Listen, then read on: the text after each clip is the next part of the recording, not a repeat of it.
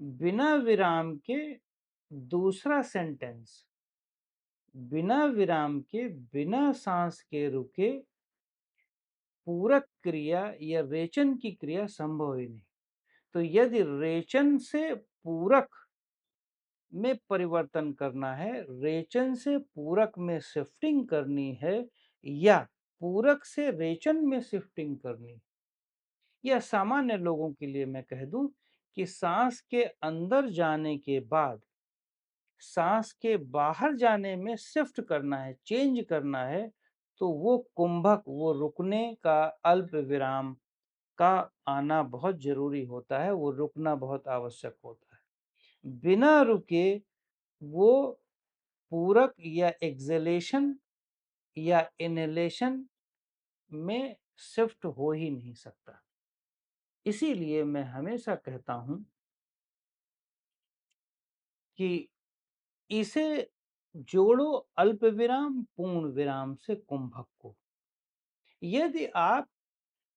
कोई भी सांस की क्रिया कर रहे हो और उसमें अल्प विराम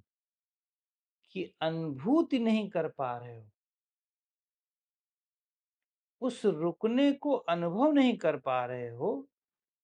तो जो भी आपने इनहेल किया हुआ है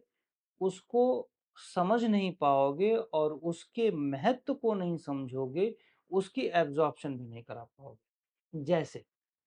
एक सेंटेंस आपने पढ़ा जिसमें कॉमा था, जिसमें फुल स्टॉप था।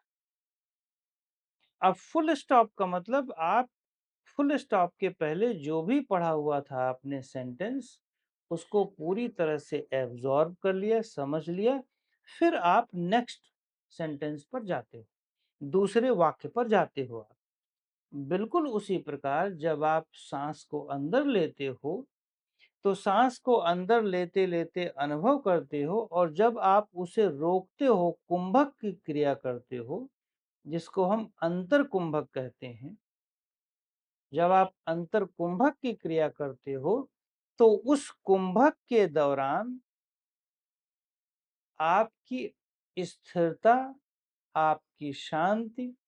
आपकी एकाग्रता झलकती है, आपकी समझ झलकती है।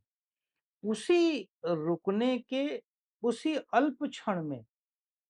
रुकने के दौरान आपने पूरे इनहेलेशन को समझ लिया, एब्जॉर्ब कर लिया, और फिर अब छोड़ने की क्रिया कर रहे हैं।